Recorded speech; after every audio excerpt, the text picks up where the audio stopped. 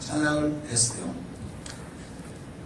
근데 25장에 보면 상당히 그 내용 속에서 어디에 초점을 두고 하나님 말씀을 우리에게 들려주신 것인가.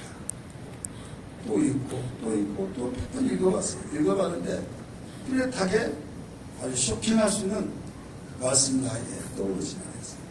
그래서 강해석이 하다 보면 참 힘든 것이 여기도 하고 싶고 여기도 할 때 다시 말해서 설교 거리가 풍년될 때는요 굉장히 좋아요. 그런데 낳고 그런 말 말고 무난하고 거기에는 도대체 이거 건너뛸까 막 이런 유혹도 있습니다. 그러나 하나님은 필요한 것을 다 기록하셨기 때문에 하나님 나의 모든 하나님이 깨닫게 해주셔서 여기에서 우리에게 하시고자 하는 뜻이 무엇입니까 하면서 기도하면서 묵상할 때 의외로 놀랍게 깨달아질 때 많은 은혜를 받는 그런 사건들을 비춰볼 수 있었습니다. 오늘 저는 그래서 아무리 읽더라도 도대체 어디가 무엇을 우리에게 주시고자 하는 것인가 감이 오지 않았어요. 감이 오지 않았지만 또 묵상하고 또 기도하고 또 보고 한 가운데서 하나님이 이것을 우리에게 보여주기 위한 거구나 라고 하는 것을 발견했는데요. 여러분 이 사건이 이렇습니다. 바울이 이방 선교자잖아요. 이방인들을 위해서 선교사로 하나님이 택했다 해서 그 이방인의 선교사로서의 열심히 복음을 전도해서 거기에 결과 성과가 굉장히 좋았어요.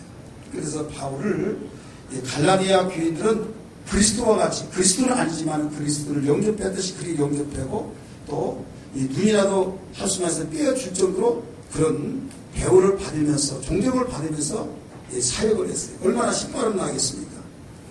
이런 그런 곳에서 많은 성교의 결과가 있었기 때문에 너무나 기뻤어요. 그런데 문제가 뭐냐면 이제 기쁨을 뒤로 한 채 가만히 되새겨 보면 자기 민족들은 구원을 못 받는다. 자기 민족들은 비판하고 막 저는 죽여야 된다. 그러니 너무 괴로운 거예요. 마음을 감동시키면서 이게 뭐냐.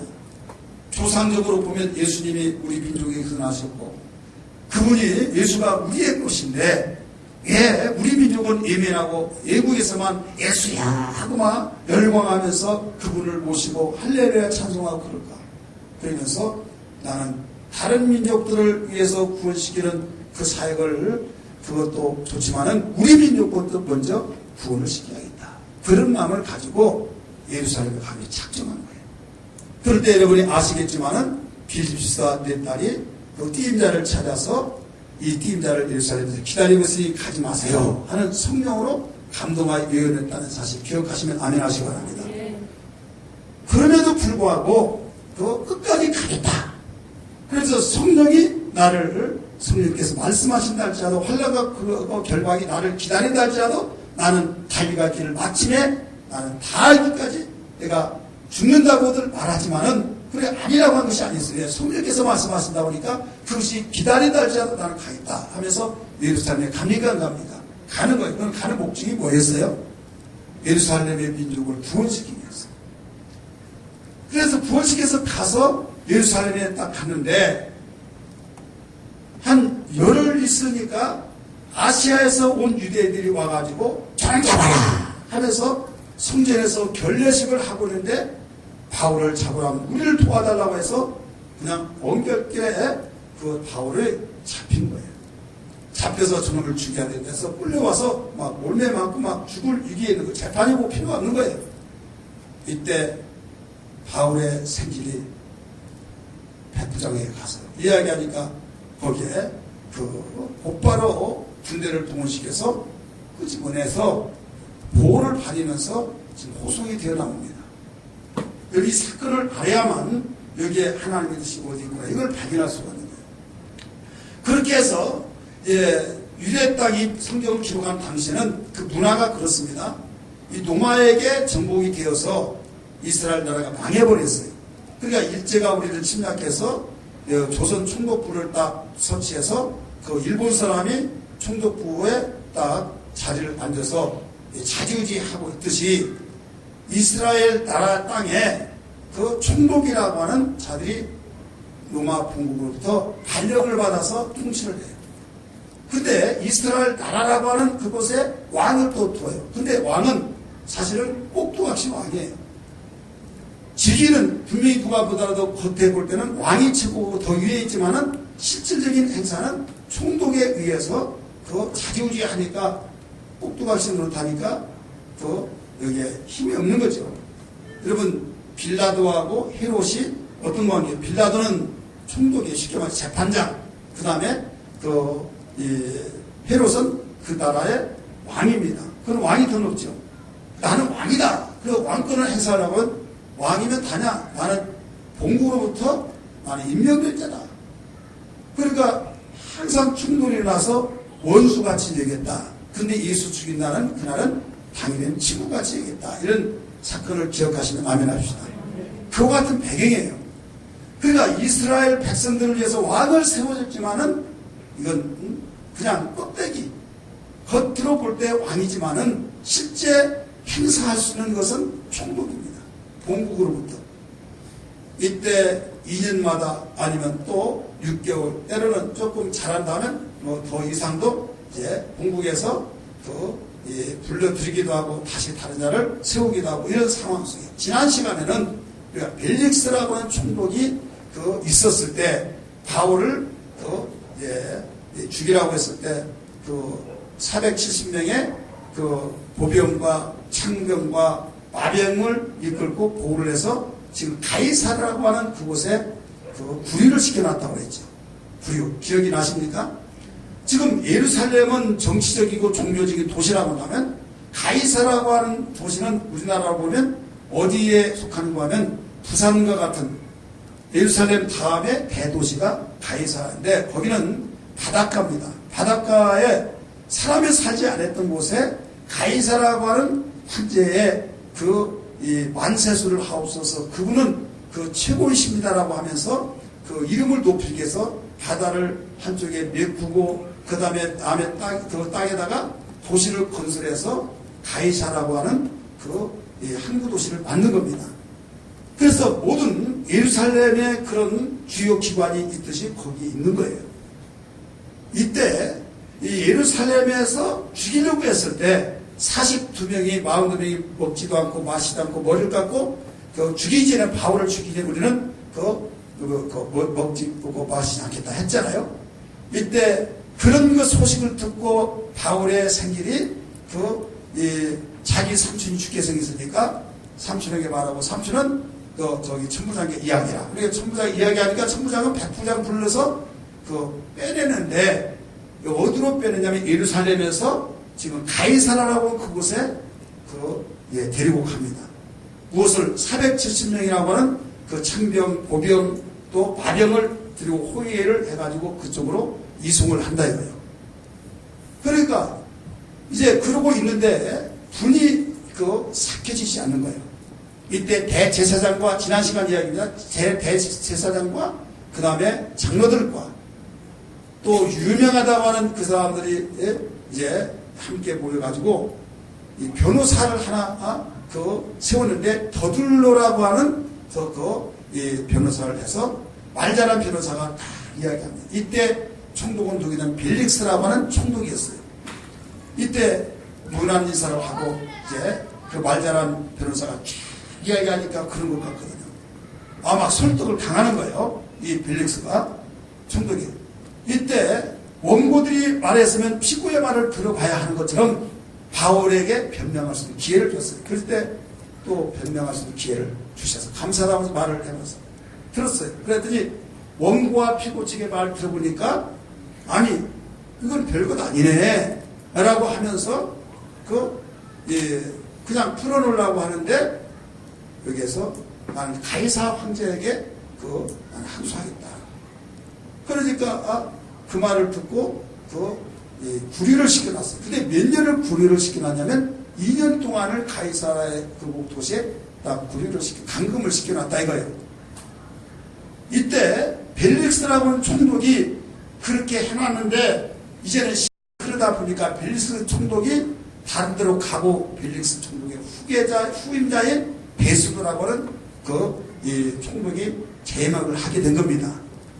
그러면서 펠릭스가 하는 말이 이 구류를 시켜놓은 바울인데 이 사람은 로마 시민은 그걸 가졌고 여차차해서 그 원고들이 고발을 하고 고소하고 내가 다 들어보니까 특별한 죄는 없습니다. 종교적인 문제입니다.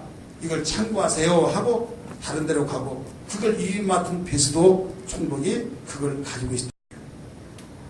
그러니까 총독이 바뀌어졌으니까 예루살렘에 또 장로들과 대제사장들이 또 달려들어가지고 고소를 하는 거예요. 그러면서 뭐라고 하면 예루살렘에서 재판을 받게 해주세요.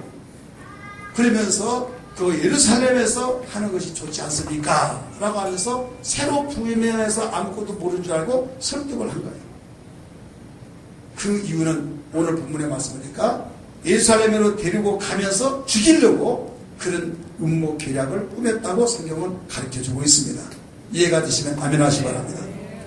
이때 이 베스도라고 하는 그 총독이 이것은 지금 내가 여기 가이사랴에 있기 때문에 구태여까지 갈 이유가 있느냐, 이 피고의 소리도 들어보고 해야 하기 때문에 일단 내가 예루살렘에 갔다 지금 예루살렘에서 그런 말을 했어요. 예루살렘에서 이제 내가 가이사랴에 가서 그 죄수라고 하는 바울에게 물어보고 모든 걸 처리하겠다 했어요. 그러면서 이제 바울에게 물어봤어요. 모든 걸 다 물어봤더니 변명해 준 것을 감사하면서 쭉 이야기했는데 원고 측 대제사장과 유대인들은 죽여야 된다는 거예요. 왜 죽여야 되냐? 천하를 어지럽게 만들었다는 거예요. 바울에게 물어봤더니 결론은 뭐냐면 종교성인데 바울이 나는 죄를 지지 않았습니다. 나는 성전에서 결례를 행하고 오늘날 예배를 드렸는데 정결식을 지내는데 거기에서 예배 드리고 있었고 율법을 내가 어떤 반대한 것도 아니고 더 나가서 그들에게 아무 해를 끼치지 않고 가이사 황제에서 모독한 것도 아닙니다. 그렇기 때문에 나는 죽일 죄가 없습니다. 나는 죄가 없습니다. 내가 시시하게 내가 그런 것도 해놓고도 안 했다고 하는 사람이 아니다. 내가 만약에 정말로 그들이 고소한 대로 그런 일을 하겠으면 죽어야 마땅하고 내가 죽음에 대해서 사양하지 않겠습니다. 그러나 나는 한채 부끄럼도 없고 죄가 없으니 나는 죽일 죄가 없습니다. 이렇게 말하는 거예요. 그러면서 그러면 한 가지 물어보겠다. 베스도 총독이 하는 말이 뭐라고 하는가 하면 그러면 예루살렘에 가서 재판을 받을래? 여기서 받을래? 한번 너 말해봐라. 그랬더니 나는 가이사 황제에게 가서 재판을 받겠습니다. 거기서 항소하겠습니다. 이렇게 말한 거예요. 이때 서로 이제 회의를 하면서 어떻게 해도 좋겠냐. 피고는 로마까지 가서 재판을 받겠다고 하는데 어떻게 해서 좋겠냐고 했더니 그러면 우리 결론을 내립시다.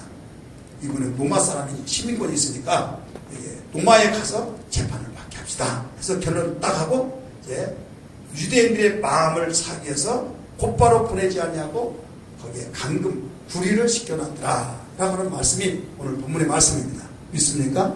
이해가 되시죠? 근데 예루살렘에서 누가 왔냐면 아그리빠라는 왕이 왔어요. 베니게라고 하는 사람 같이 왔어요. 그래서 이제 총독된 베스도에게 만나서 그 사건을 이야기하면서 사건 이야기 쭉 이야기해 줍니다. 어쨌든 결론은 가이사의 황제에게 함수했기 때문에 그리로 보내겠다. 이런 그 결론 내린 내용이 전체적인 내용을 우리는 비춰본 겁니다. 자, 여기에서 우리가 알아야 할 것이 뭐냐면 바울은 어떤 심정을 가졌냐면 여기 노마서를 바울이 기록했어요. 노마에 있는 교인들에게 신령한 것을 나눠주기 위해서 신령한 것을 가르쳐주기 위해서 기록을 했다고 서두에서 가르쳐주고 있는 겁니다. 그러면 노마에 있는 교인들에게 그 편지를 써서 보내는데 노마 교회를 누가 세우느냐? 노마 교회는 그 학자들마다 다른데 바울이 세웠다. 근데 바울이 노마를 가기도 전에 교회가 있다 이거예요. 바울이 세운 것이 아니에요. 어떻게 하면 베드로가 세웠다. 베드로는 노마에 가본 일이 없습니다. 근데 천주교에서 갔다고 해가지고 초대 교황을 만들어 놓고 그렇게 역사를 바꿔놔 버렸어요. 성경으로 보면 오순절 마가 다락방에 오순절을 지키기 위해서 14국에서 리비아, 가바도기아 이런 데서 로마 이런 데서 와가지고 오순절을 지키고 성령 체험하고 본국으로 가서 부활한 유대인인데 유대인이니까 오순절을 지키잖아요. 절기 때문에 와서 성령 체험을 한 거예요. 성령 체험에서 기름 만드는 하나님을 몸소 체험해서 그 로마에 가서 그 체험적인 신앙생활을 한 거예요. 체험적인 신앙생활에서 정말 예수를 부활하셨다고 막 이렇게 믿다가 보니까 그런 소리 저런 소리 소문에 소문을 낳고 해서 많은 사람이 모여지기 시작한 거예요. 그러다 보니까 정립이 되지 아니하는, 분명히 예수를 믿기는 믿는데 교리화가 체계화가 되지 않고 정립이 되지 않은 그런 교회가 되다 보니까 혼란도 일어난다. 그래서 그들의 뿌리는 어디에 뿌리를 뒀어요? 율법, 유대교 신앙에 뿌리를 두었습니다. 유대인들이 오순절 지키다가 예수님 성령 체험하고 이제 그 기독교가 됐으니까 뿌리는 어디까지? 유대교예요. 그러니까 율법이 최고다. 율법, 우리가 구원받는 것도 율법을 지키고 예수 믿어야 구원받는다. 이렇게 나온 거예요. 근데 복음은 뭡니까? 오직 예수 그리스도의 피의 공로를 의지해야만 구원받는다. 행함으로 구원받지 않는 것이다. 이걸 가르치는 거잖아요. 근데 워낙 자기들의 원뿌리가 유대교이기 때문에 예수를 믿더라도 플러스 행해야 된다. 이것을 그들이 은전주의에 말을 한 거예요. 그런 소리를 한 번도 가보지 않았던 바울의 귀에 들려진 겁니다. 그래서 로마를 가기 위해서 그렇게 안다라고 그렇게 가기를 원했지만은 로마를 가는 길을 여러 번 막혀서 로마를 갈 수가 없었던 거예요. 언제 가면 내가 가르쳐 주겠다 하겠지만은 언제 갈지 모르는 거예요. 그러면 로마를 가는 것이 첫째로 로마 교인들에게 신령한 나눠주기 위해서도 그렇고, 두 번째는 로마는 당시에 세계적인 도시입니다. 세계적인 도시이기 때문에 모든 세계 사람들이 몰려들기 때문에 거기에 복음을 증거하면 그들이 돈 벌어서 고국에 가면 거기에 뭐가 되냐, 선교사가 다 된 거예요. 자, 미국에는 세계 사람들이 다 모이잖아요. 미국이라는 나라는 특수한 나라입니다. 우리나라에서 태어나서 우리나라에서 배우고 익히고 해서 단일 민족, 단일 언어 이렇게 말하잖아요. 지금은 그게 무너지고 있지만 미국은 그렇잖아요. 다민족입니다.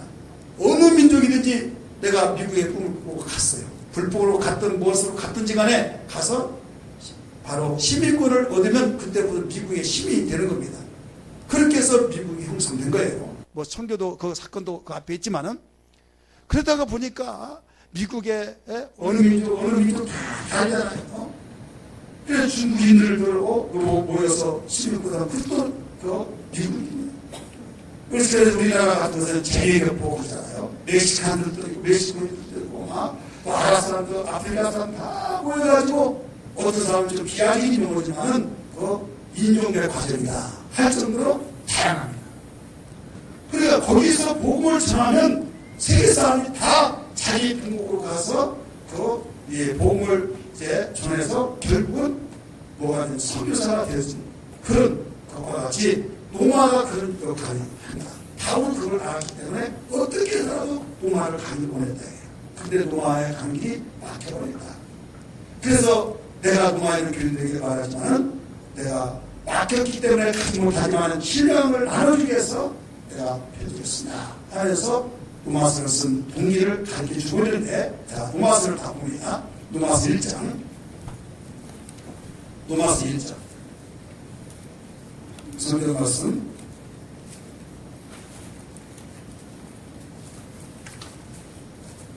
8절부터 봅니다. 시작. 먼저 내가 예수 그리스도로 말미암아 너희 모든 사람에 바라여 내 하나님께 감사함은 너희 믿음이 온 세상에 전파됩니다. 지금 소문을 두고 지금 이 내용을 쓴 거예요. 9절부터 시작.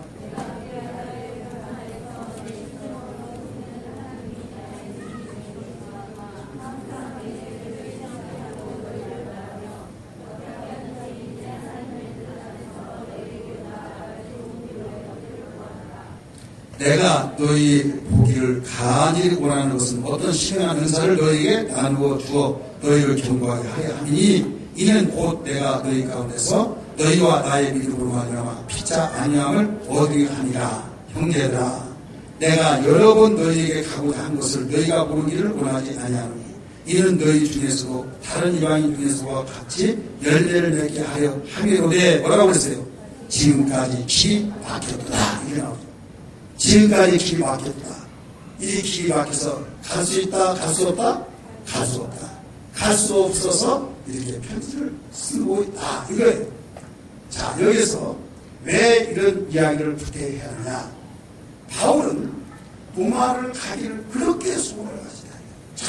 정말 로마에 가기를 꿈에도 그리울 정도로 막 로마에 가서 첫째는 로마 교인들 보고 싶고, 그건 2차적이고 로마에 가서 복음을 전하면 세계적으로 다 쭉쭉 뻗어나간다.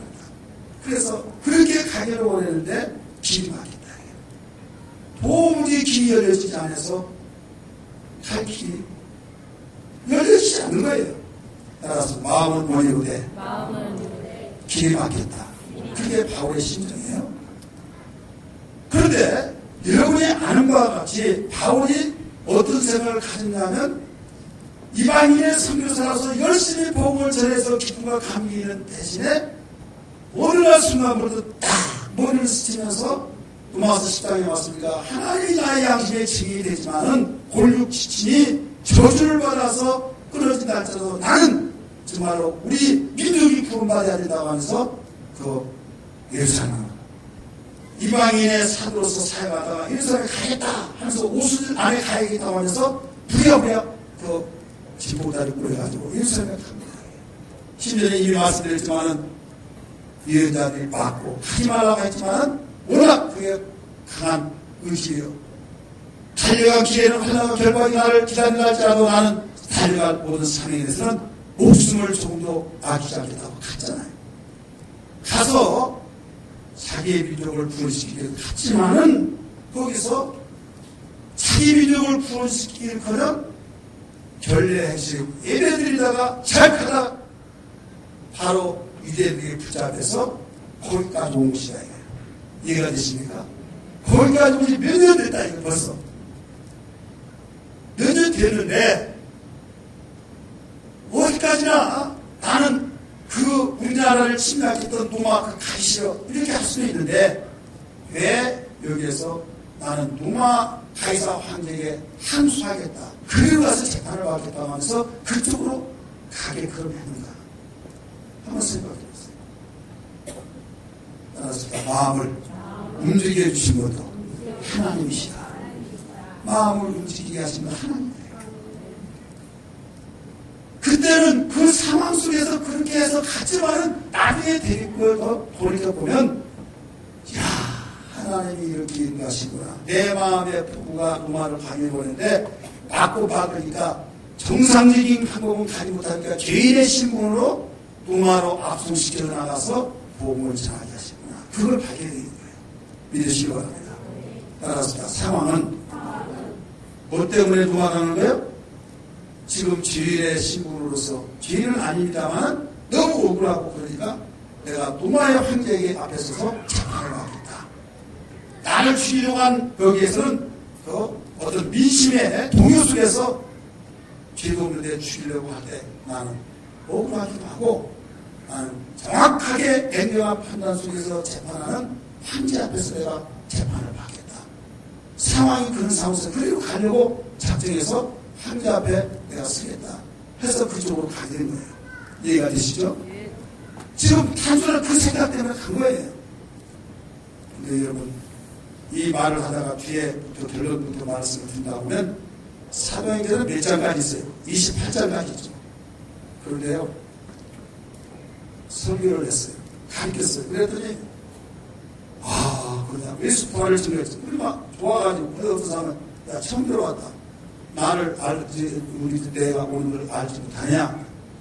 우리 당신을 여기 온다는 소식 듣지도 못하고, 난 당신이 어떤 존재라는 걸 알지도 못하고, 그러면서 그 모든 것이 희지부지 해가지고, 자, 황제 앞에 가서 서서 재판을 받았나요? 받지 않았어요.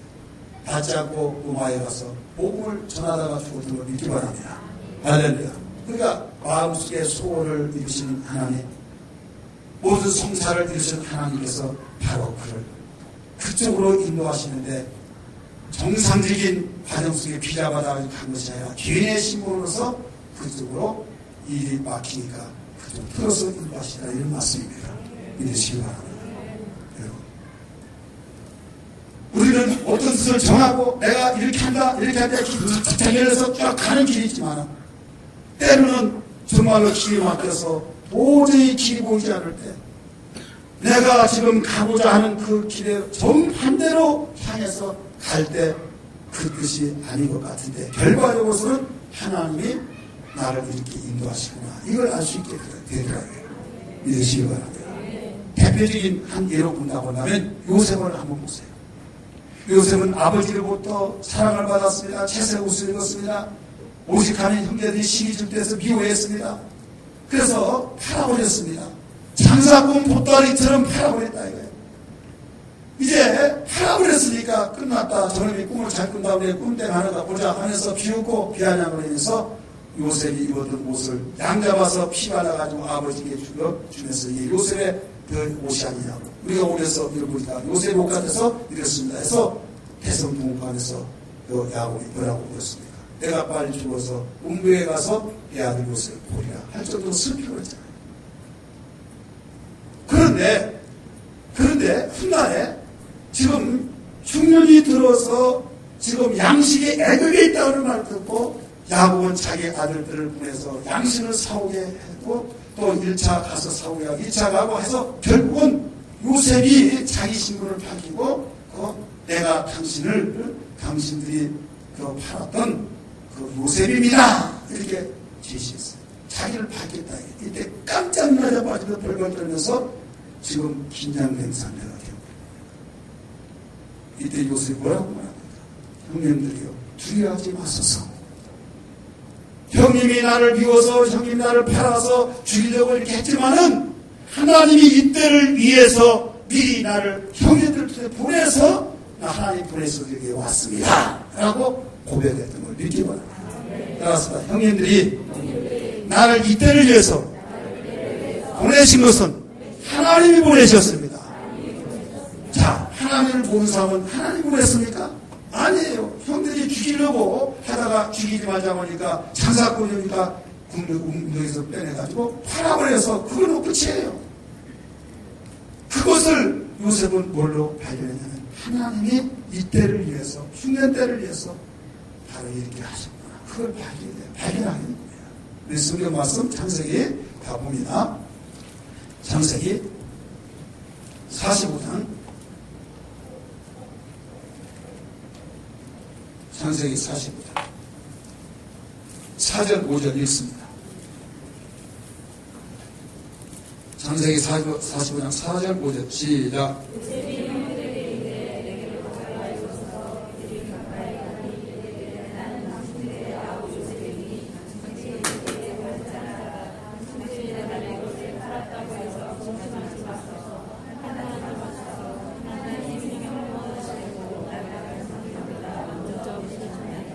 아멘. 8절 또 있습니다. 시작. 그런즉 나를 이리로 보낸 이는 당신들이 아니요 하나님이시라. 하나님이 나를 바로에게 아버지로 삼으시고 그 온 집의 주를 삼으시며 애굽 온 땅의 통치자로 삼으셨나이다. 믿습니까? 당신들이 보낸 것이 아니라 하나님이 보냈습니다 라고 가르쳐줬어요. 하나님의 인도죠. 인도다. 요셉의 의지와 관계없이 바로 그런 그 루트를 통해서 보냈다. 오늘 본문 사건을 봅니까? 평상시에 바울은 노바에 가기를 원했는데 길이 막혔어요.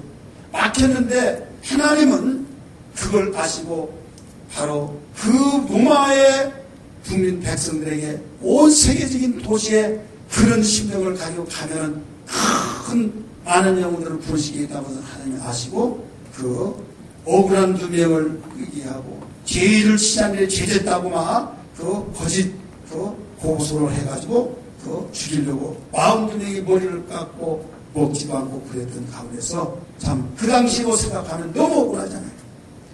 우리가 육신적인 생각으로 비춰보면 하나님 내가 무슨 죄를 졌다고 이럴 수 있습니까? 하나님 무슨 일이 있다고 나를 이렇게 억울하게 누명을 띄워서 죽이려고 하십니까? 하나님 살아계십니까? 정말 이럴 수 있습니까? 여러분 항변할 수 있을까요? 없을까요? 있을 수 있겠죠. 있을 수 하지만은 우리는 하나님이 어떤 길로 인도하시다고 하는 것을 나는 몰랐는데 하나님이 그런 방법으로 인도하시더라 이 말씀이에요. 믿으시기 바랍니다. 빌립보서 2장 13절의 말씀입니다. 하나님은 소원을 두고 행하시나니 우리가 소원이 있을 때 행해 주시더라고요. 바울이 도망에 가서 복음을 증거하려고 했을 때 그 소원을 했더니 하나님께서 그 방법을 통해서 인도하시더라 이 말이에요. 할렐루야. 빌립보 2장 13절 찾습니다. 빌립보서 2장 13절. 빌립보서 2장 13절. 시작.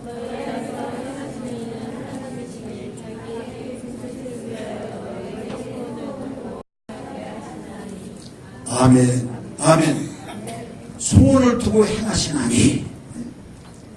바울은 범죄하지 않았습니다. 바울은 율법을 파괴하지 않았습니다. 바울은 어떤 가이사의 황제를 모독하지도 않았습니다. 그러나 그들은 바로 율법을 파괴한 자고 변명을 퍼뜨린 자와 같이 율법을 다 퍼뜨려 망가지게 한 자라고 하면서 고소를 했습니다. 너무 터무니없는 말입니다. 너무 그럴 수 있을까 하면서 실망할 수도 있겠으나 절대로 그런 실망치 않아요.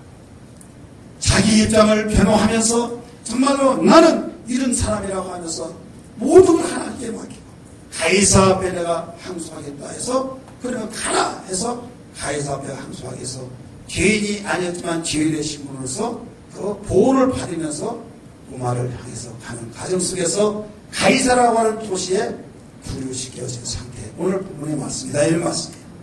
자, 적용시켜서 봅시다. 여러분, 우리가 살면서 하나님 나름대로 열심히 살고 주의 뜻대로 살려고 하는데 도대체 캄캄한 터널 속에서 방황해서 무엇을 해야 될지 어떻게 해야 될지 내 소원인데 소원대로 되지 않고 곁길로 가고 있을 때가 많이 있더라 이거예요. 믿습니까? 나는 이 길로 가고 싶어서 속에서 하나님 이렇게 해주세요 그런 기도도 했지만은 거기는 어떤 여지의 기미가 보이지 않고 다른 방향으로 가고 있다. 그럴 때 원망하겠느냐? 절대 원망하지 말아요. 오늘 낮 시간에도 말씀드렸던 것처럼 여러분 믿음으로 살고 인내하며 수망으로 살아야 될 줄 믿습니다. 오직 의인은 믿음으로 말미암아 살리라 했으니 믿음 있는 자로서 소망 갖고 인내하는 거예요. 바울은 분명하게 내가 정말로 아무 죄를 짓지 않았으며 범죄치 않았습니다. 가이사 황제의 어명을 어기지도 않고 그를 모독하지도 않고 율법을 파괴하지도 않고 예수 부활만을 내가 증거했던 다음에 뭐가 잘못됐냐. 그래서 오직 가면 총복들이 모두 공통점이 그는 죽일 죄를 찾지 못했습니다. 죽일 죄를 찾지 못했다고 그랬잖아요. 그들의 종교성에 의해서만 걸고 넘어지지 아무 죄를 찾지 못했다고 그랬어요. 그러면 그걸로 종료를 해야죠. 그런데 어떻게 할래 하니까 가이사의 황제에게 항소하겠다. 그럼 가라 해서 가는데 그것도 하나님이 인도하시고 있더라 이거예요. 믿기 바랍니다. 바울이 가이사 황제에게 내가 항소하겠다 그런 마음을 주신 것도 하나님이시다 이 말이에요. 그는 로마에 가기를 그렇게 소원했던 그 소원이 이루어지는 과정이더라 이런 말씀이에요. 믿습니까? 그렇기 때문에 죄를 짓고 고난을 받으면 유익이 없습니다. 죄를 짓고 고난을 받으면 우리는 회개할 일입니다. 하지만은 하나님의 뜻대로 살려고 하다가 옳은 일을 당하면 그 속에 하나님의 기쁘신 뜻이 나도 모르는 그 하나님 깊은 뜻이 담겨 있구나라는 것을 알아야 될 줄 믿기 바랍니다. 베드로서는 이렇게 가르쳐주고 있습니다. 너희가 애매히 고난받는 것을 참으면 아름답다. 죄를 짓고 해서 너희가 고난받으면 무엇이 유익하리요? 죄값되는 받는데 뭐가 유익하겠느냐. 그러면서 참으면 아름답다. 그 뒤에 예수 그리스도께서도 그런 고난을 받았다. 아니 이런 3장 21절 말씀입니까? 2장 21절 그 베드로서 2장 21절 말씀입니까? 이는 그리스도의 그 발자취를 따라오게 하려 하십니다. 따라서 그리스도의 발자취를 고난의 발자취를 따라오게 하십니다.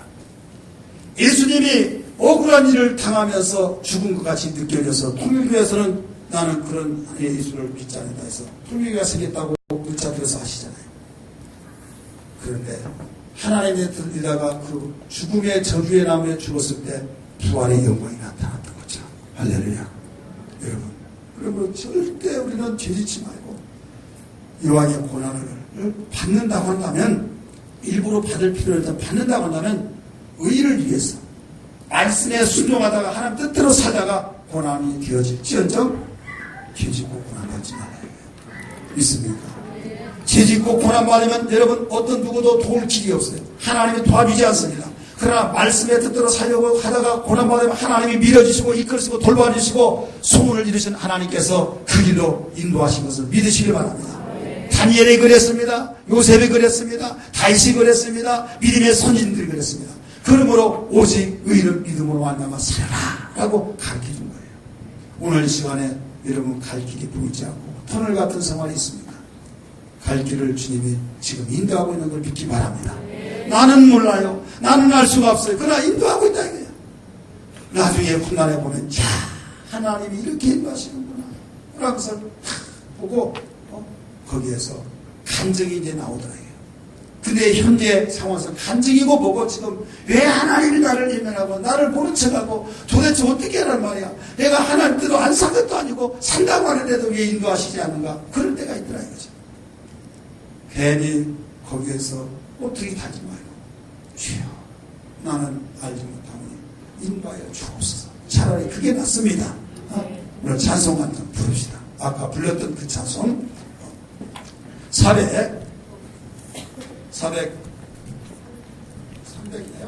375장 나는 갈 길 모르니 370